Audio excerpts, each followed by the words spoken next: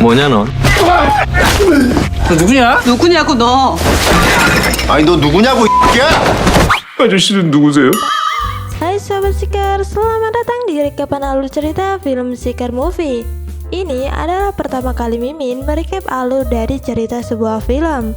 Semoga kalian suka dan jangan lupa klik tombol subscribe kalau kalian suka dengan video yang Mimin buat. Pada kali ini, Mimin akan merecap sebuah film Korea yang berjudul The Dude in Me rilisan tahun 2019. Film ini bergenre komedi fantasi bercerita tentang seorang bos gangster yang tak sengaja bertukar tubuh dengan siswa culun yang mengalami bullying di sekolahnya. Film ini menurut Mimin sangat seru dan recommended banget buat yang suka film action komedi. So nggak usah berlama-lama lagi, kita langsung ke alur ceritanya. Gas bro.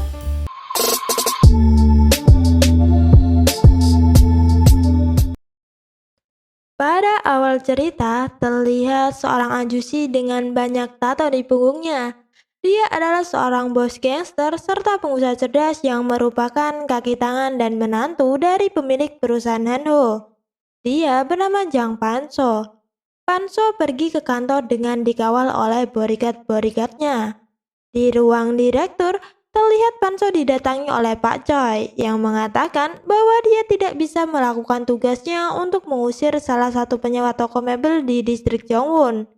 Karena tak bisa tegas dengan penyewa tersebut, Panso lantas memerintahkan anak buahnya yang bernama Bang Mancul untuk menyelesaikannya. Dengan cepat, Mancul sampai di toko mebel tersebut dengan para pasukannya.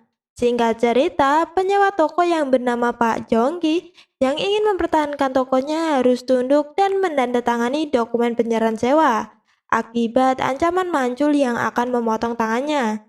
Di tempat lain, di sebuah restoran, Panso yang sedang makan didatangi oleh Bos Yang, salah satu bos gangster yang sangat tamak dengan wilayah kekuasaan.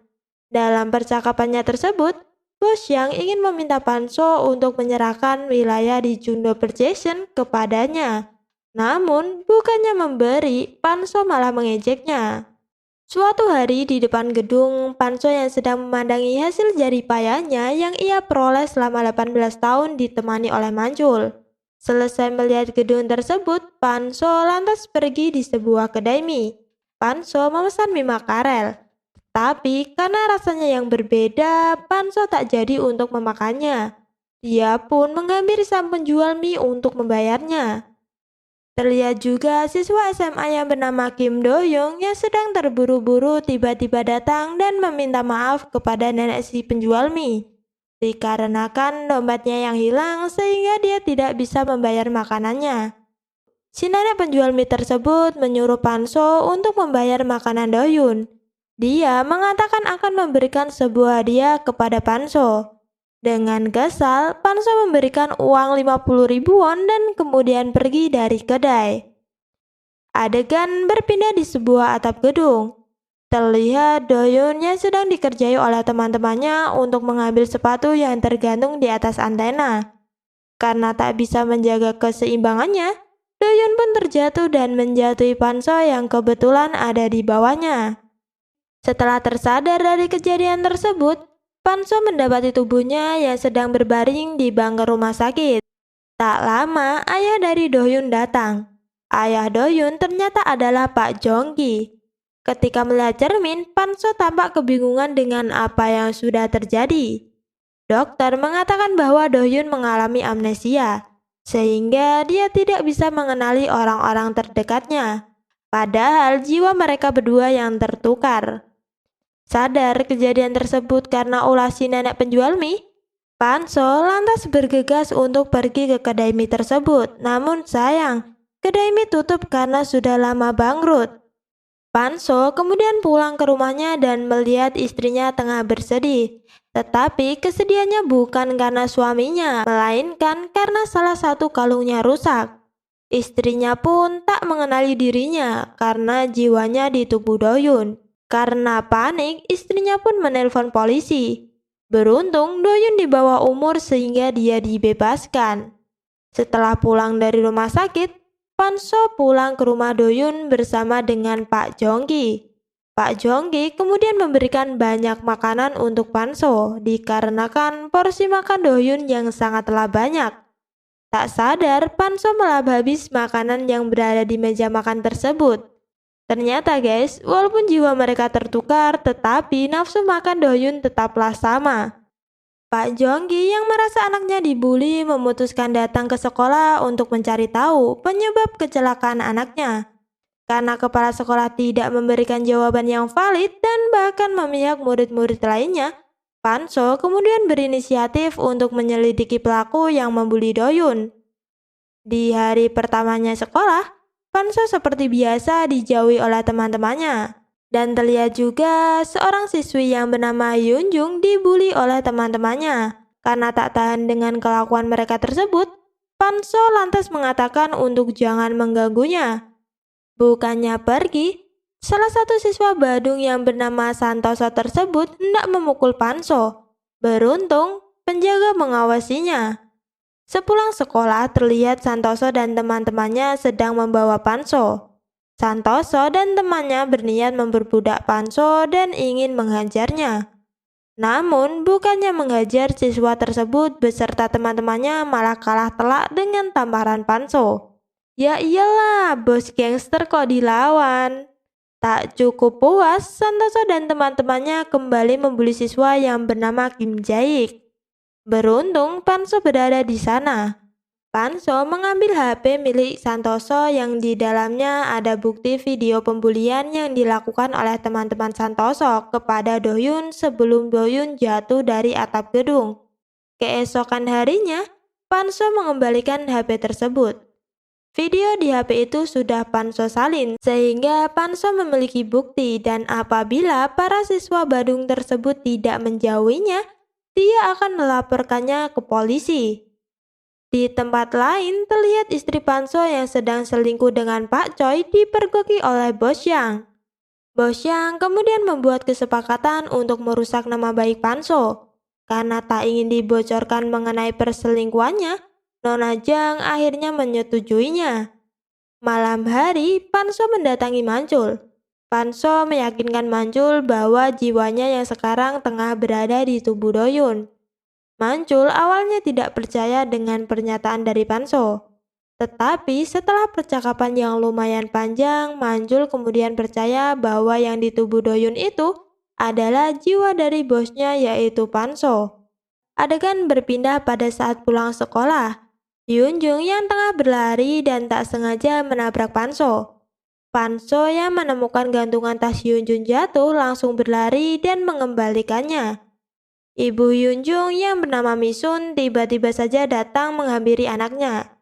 Panso kaget bukan main. Ternyata Misun adalah mantan pacar terindah Panso dulu. Setelah mengetahui fakta tersebut, Mancul mengambil rambut Panso dan di sekolah Panso juga mengambil rambut Hyunjung untuk melakukan tes DNA. Bisa dikatakan bahwa Panso dan Misun dulu pernah terlibat nafsu percintaan. Dari hasil tes DNA menyatakan bahwa Hyunjung adalah anak kandung dari Panso. Di tempat lain, istri dari Panso sudah mulai menjalankan aksinya. Dia memberitahu ayahnya mengenai penggelapan uang perusahaan senilai 3 juta dolar yang dilakukan oleh Panso. Di waktu yang sama, Panso juga meminta saran dari Mancul agar dia bisa lebih dekat dengan anaknya. Mancul mengatakan bahwa rasa kasih sayang fisik bisa menjadi solusi terbaik. Dengan saran tersebut, Panso memiliki inisiatif untuk mendekatkan diri dengan anaknya dengan cara melatihnya bela diri, agar dia tidak selalu dibully, dan dia juga bisa menurunkan berat badannya. Hyunjung yang tak setuju malah meminta pengembalian uang kepada Mancul. Mancul kemudian memarahi Hyunjung. Sadar tak ada pilihan lagi, Hyunjung akhirnya bersedia untuk latihan bela diri bersama dengan Panso di tubuh Dohyun. Singkat cerita, setelah melakukan latihan yang cukup menguras energi, Panso akhirnya bisa mencapai tubuh idealnya. Dia membuat para ciwi-ciwi di sekolahnya terpesona. Sepulang sekolah, Panso mampir ke rumah Hyunjung dan mendapati foto masa kecil Hyunjung. Dia menyesal karena Yunjun kecil tidak bisa mendapatkan kasih sayang seorang ayah. Malam hari setelah pulang kerja, ayah Doyun dicegat oleh preman. Preman tersebut ingin menagih hutang kepada Pak Jongki. Beruntung Panso datang tepat waktu. Dengan mudah Panso mengalahkan preman di depannya. Namun saat ingin menghajar preman yang lain, Pak Jongki malah melindunginya. Dan akhirnya Pak Jongki dibuat pingsan oleh preman-preman tersebut. Merasa tak terima, Panso menyuruh Mancul datang ke base camp preman-preman yang telah memukuli Pak Jongki. Di sana dia bertemu Choi Dunggu selaku ketua dari preman-preman tersebut. Dunggu yang marah menyuruh anak buahnya untuk menyerang Mancul. Dengan sangat epik, Mancul dapat mengalahkan anak buah Dunggu. Mancul kemudian menyuruh Dunggu untuk menghapus utangnya kepada Pak Jongki. Dengan berat hati, Dunggu pun menyanggupinya. Di kantin sekolah terlihat Yunjun yang akan kembali dibully oleh temannya. Bermodalkan ilmu bela dirinya, dia sanggup menjatuhkan si pembuli dengan sangat keren. Yunjun pun akhirnya bisa membela dirinya sendiri. Panso yang melihat kejadian tersebut menjadi senang karena akhirnya anaknya bisa melindungi dirinya sendiri. Di bar milik Misun, terlihat Panso yang sedang makan mie makarel, mengingatkan Misun akan seseorang yang tak lain adalah ayah dari Yunjun. Terlihat pembeli yang datang melakukan pelecehan kepada Misun. Panso yang tak terima menghajar pelanggan tersebut. Dengan mudah, Panso mengalahkannya. Merasa ada yang janggal dengan sikap Doyun, akhirnya di sana Doyun mengatakan bahwa yang berada di tubuh Doyun ini adalah jiwa dari Panso. Misun kemudian marah dan mengusir Panso untuk pergi. Di sana Misun teringat masa lalu yang dimana Panso meninggalkan dirinya dan memilih untuk menikahi anak bosnya. Meninggalkan yang setia untuk memilih yang kaya. Oh, sadis guys.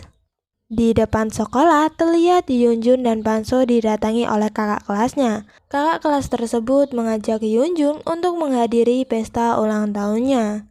Di sebuah kafe, Misun dan Panso bertemu. Di sana, Panso meminta maaf dan menyesali perbuatannya dulu karena meninggalkan Misun. Misun yang masih kecewa dengan Panso kemudian meninggalkan dia sendirian. Dengan cepat Panso menggantikan Misun kemudian menciumnya. Dengan cepat Misun lalu menampar muka Panso. Misun marah dan berniat untuk membawa Panso ke polisi. Tiba-tiba saja Panso ditelepon oleh Jaik yang memberi kabar tentang Yunjun dalam masalah. Dia pun langsung tancap gas dan langsung menuju tempat pesta. Dengan cepat Panso mengajar dua penjaga dengan mudah. Panso masuk dan mendapati Yunjun tengah jadi pusat perhatian di sana. Dia pun melepas jaketnya dan menutupi tubuh Yunjun. Singkat cerita, Panso dengan mudah mengalahkan para siswa Badung itu dengan sangat epik dan membawa pergi Yunjun. Suatu hari Panso dan Mancul bertemu.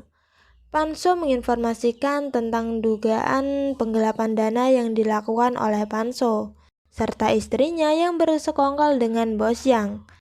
Panso lantas memerintahkan Mancul untuk mengirim surat kepada pemimpin Han, bos para gangster serta mertua Panso. Saat di jalan, Panso bertemu dengan Yunjun. Di sana, Yunjun mengungkapkan perasaannya kepada Panso. Panso langsung menolak dengan tegas pernyataan dari Yunjun dan langsung pergi. Lah iyalah, masa pacaran dengan anak sendiri? Pada malam hari, bos Yang mendatangi tubuh Panso yang tengah terbaring di bangku rumah sakit. Bos Yang berniat untuk membunuh Panso. Tetapi tiba-tiba saja Doyun yang berada di tubuh Panso tersadar dan membuat bos Yang kaget dan pingsan akibat terjatuh. Doyun pulang dan merengek kepada Pak Jongki karena dia berada di tubuh seorang ajusi. Pak Jongki pun kaget dan kebingungan.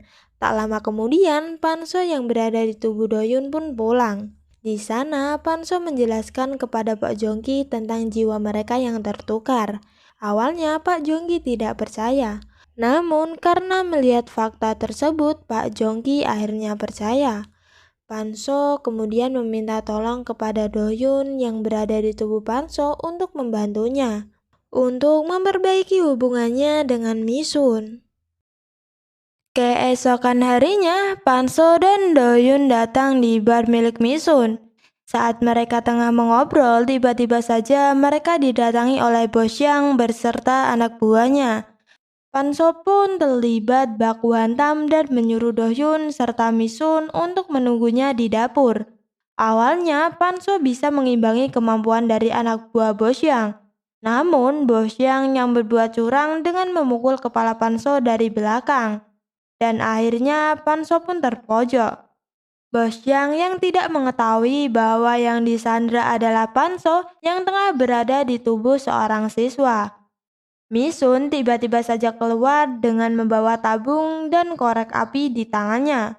Misun berencana akan meledakkan tabung gas yang akan membunuh mereka. Karena tidak mau mati konyol, bos yang berserta anak buahnya kemudian pergi. Dari kejadian tersebut, Misun melihat wajah Panso dan kemudian memaafkannya. Di tempat lain terlihat Nyonya Jang yang bertemu dengan ayahnya. Nyonya Jang sudah ketahuan berkhianat dengan membaca surat dari Panso. Pemimpin Han menyuruh Panso untuk datang. Panso kemudian meminta Doyun untuk datang menemui pimpinan Han. Awalnya pertemuan mereka berjalan lancar dan pimpinan Han malah berpihak kepada Panso. Namun Nyonya Jang yang tidak terima dan membongkar rahasia bahwa Panso sudah memiliki anak dengan wanita lain. Keadaan semakin memburuk dengan ditambah alat komunikasi yang dipakai Doyun rusak. Alhasil Doyun mengungkapkan menolak warisan dari pimpinan Han dan meninggalkan dunia gangster. Dengan menahan ketakutan, dia bertemu dengan Panso. Namun bukannya memarahi Doyun, Panso malah berterima kasih kepada Doyun karena dia sudah jantan untuk menyampaikan kebenarannya. Namun, di sisi lain, Nyonya Jang yang masih emosi melihat Panso, lalu menancap gas dan menabrak mereka berdua. Beruntung, Panso mendorong tubuh Doyun dan alhasil Panso tertabrak oleh mobil Nyonya Jang. Panso lalu dibawa ke ambulans menuju rumah sakit. Singkat cerita, di depan ruang operasi, Panso yang sedang sekarat menjelaskan semuanya kepada Hyunjung bahwa dia adalah ayah kandungnya. Panso meminta maaf kepada Hyunjung terkait masa lalunya. Hyunjung tampak kebingungan dengan fakta yang dikatakan oleh Panso. Panso akhirnya pingsan disusul oleh Doyun yang juga tak sadarkan diri. Di ruang operasi, Panso bertemu dengan nenek penjual mie. Nenek tersebut ingin membantu Panso untuk memperbaiki permasalahan masa lalunya. 6 bulan berlalu. Doyun yang sudah berada di tubuh aslinya pergi ke sekolah. Dia tampak menjadi bintang di sekolahnya dan tampak sudah kembali akrab dengan Hyunjung. Dan di sisi lain, jiwa Panso juga sudah kembali ke tubuh aslinya. Dia bersama dengan Misun cukup bahagia dan membangun sebuah toko cemilan. Dan terlihat juga Pak Jongki dan Manjul juga membantu di kedai tersebut. Dan berakhirlah recapan alur cerita film The Dude in Me. Bila ada kekeliruan dalam penyampaian recapan, Mimin minta maaf dan semoga kalian selalu diberi kesehatan dan selalu dalam perlindungannya. Enjoy for life and see you next time. Goodbye.